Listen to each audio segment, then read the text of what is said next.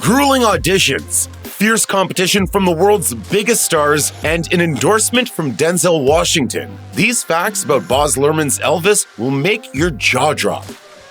Austin Butler hadn't given much thought to playing one of the world's most iconic figures in music before 2018. However, an Elvis Christmas song sparked something in him, as he told Deadline.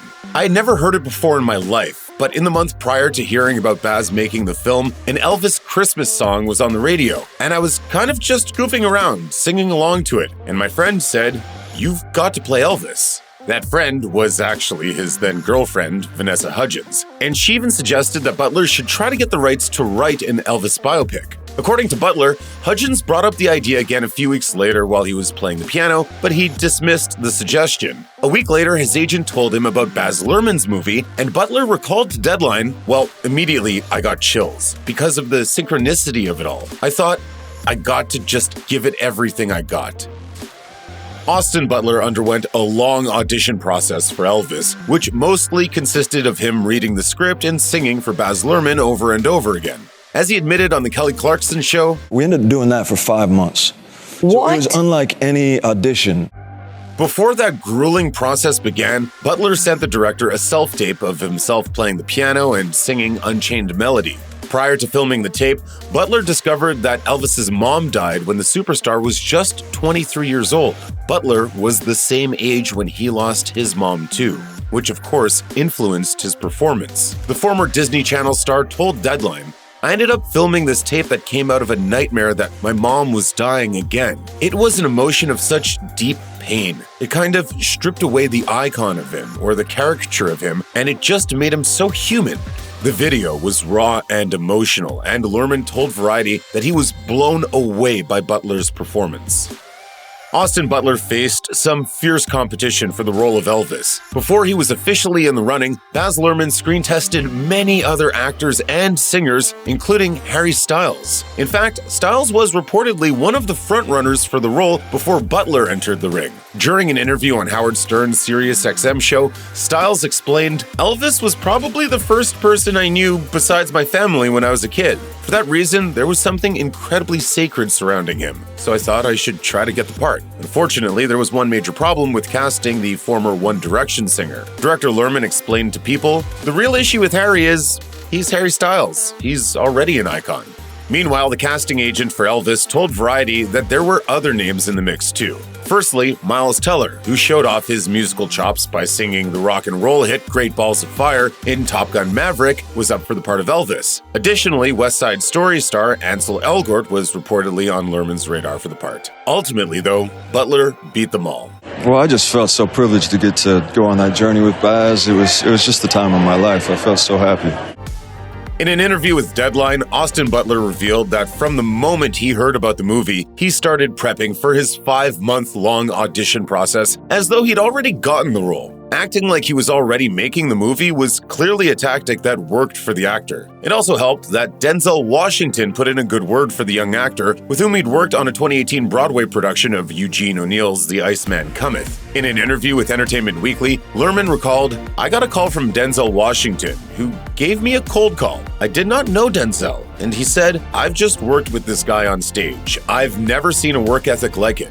And I'm like, okay, I must see him." And he says, "You're about to meet an actor I've been on stage with." It seems that Butler lived up to Washington's recommendation, as he did nothing but live as Elvis for the 2 years it took to film the biopic. During a press conference at the Cannes Film Festival, Butler admitted, "I basically put the rest of my life on pause for 2 years, and I just absorbed everything that I possibly could, and I just went down the rabbit hole of obsession." Elvis began pre-production in 2019. After casting the film's stars, preparations were being made to begin filming in Australia in March 2020. However, everything came to a grinding halt when star Tom Hanks and his wife Rita Wilson tested positive for COVID-19. Thankfully, the couple's symptoms weren't too severe, and they were able to return to the United States 2 weeks later. Like most people, Luhrmann didn't anticipate the longevity of the pandemic. While Hanks and Wilson were in quarantine, and any cast and crew members who'd been in contact with them were isolating, he tweeted, We're not even taking our sets down, simply locking up the creative space over the next few days. While no other members of the cast or crew became infected with COVID-19, it was several months before everyone was able to return to set. Filming officially began on September 23, 2020. At the time, Luhrmann said in a statement to Deadline, "We're back to, as Elvis liked to say, taking care of business. It is a real privilege in this unprecedented global moment that Tom Hanks has been able to return to Australia to join Austin Butler and all of our extraordinary cast and crew to commence production on Elvis." Butler later confirmed to GQ that filming finished in March 2021. Despite telling director Baz Luhrmann that he didn't really sing during one of his auditions, Austin Butler ended up performing some of the King's iconic songs in Elvis. According to Deadline, Luhrmann planned to have a voice impersonator take over vocals for Elvis's younger years because he wasn't able to use the original recordings for copyright reasons. However, he was completely moved by Butler's abilities, telling Deadline, "I mean, when you hear him sing, it's crazy. You cannot believe. It's spine-tingling. We just started riffing and hours would go by." As the movie progressed, Luhrmann decided to blend Butler's voice with the King's original music to show how his voice changed over the years. Composer Elliot Wheeler told Collider, "We ended up slicing parts of Austin's performance. We used a lot of the breaths, grunts, and body movements that are Austin, and we'd switch back to Elvis." There's people out there who say that ever since I played Elvis, my voice has changed. Despite its upbeat musical numbers, Elvis certainly couldn't be called a lighthearted feature. The film makes it clear from the start that Elvis Presley didn't have it easy growing up. For instance, Elvis had a big hole in his heart that came from losing his twin brother at birth. He also dealt with the shame of his father going to jail and from being dirt poor for a long period of time. As director Baz Luhrmann told Deadline, he's trying to mend his life constantly, trying to be liked and getting people to like each other. And ultimately, that's going to end in self-destruction. Luhrmann spent a lot of time researching Elvis as a person to make his movie more authentic, even if it was uncomfortable. As the director told Deadline, there were things that were going to be difficult for Elvis's family to see about Elvis, but they were also going to see the humanity and true spirituality of him, which was the most important thing. As well as portraying the real Elvis, Baz Luhrmann wanted the movie to be a political commentary. Speaking to GQ about the film, he explained, "It's actually about America in the 50s, 60s, and 70s. He's at the center of culture, for the good, the bad, and the ugly. And you can't talk about America in that period without talking about race and so many other things." The film contextualizes Elvis's role in so many historical moments, such as his reaction to Martin Luther King Jr.'s death. Additionally, Tom Hanks' character, Colonel Tom Parker, is an obvious commentary on greed and corruption, with Luhrmann telling Deadline, "The Colonel represents the great sell in America, and this, therefore, made it about America, the sale of the soul, the artist, and the ringmaster."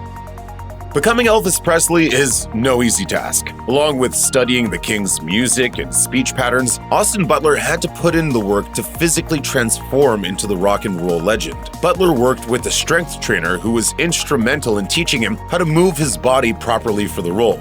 The training went on for months, but once it came time for filming, Butler had to spend his days in costume. This meant getting Elvis's makeup and hair exactly right, a transformation alone that took approximately 4.5 hours to complete. In addition to dyeing his hair, Butler went through 6 wigs while filming the feature. In addition, the actor needed different prosthetics to play the music legend at different ages. As the film's hair and makeup designer told Pop Sugar, "We did fewer prosthetics on his face for when he was younger to just keep him fresher and a bit more round-faced. And we added jaw prosthetics when he got older to harden his jawline a little bit and make it more pronounced."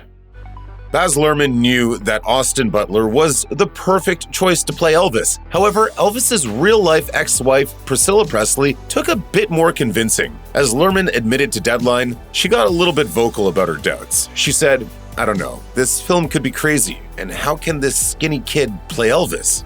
However, after watching the film at the Cannes Film Festival, Priscilla was completely moved. She praised Butler's performance in a private letter to Luhrmann, which he shared with Deadline, saying, "My whole life I've had to put up with people impersonating my husband, and I don't know how that boy did it, but every move, every wink, if my husband was here, he'd say, 'Hot damn, you are me.'" In Elvis, Baz Luhrmann weaves a tangled web of relationships, but in December 2022, he told Deadline, "I've just realized the true love story of Elvis, and the way it fits into the oeuvre is between the audience and Elvis. But the more you get, the less love you actually feel. It's a destructive love."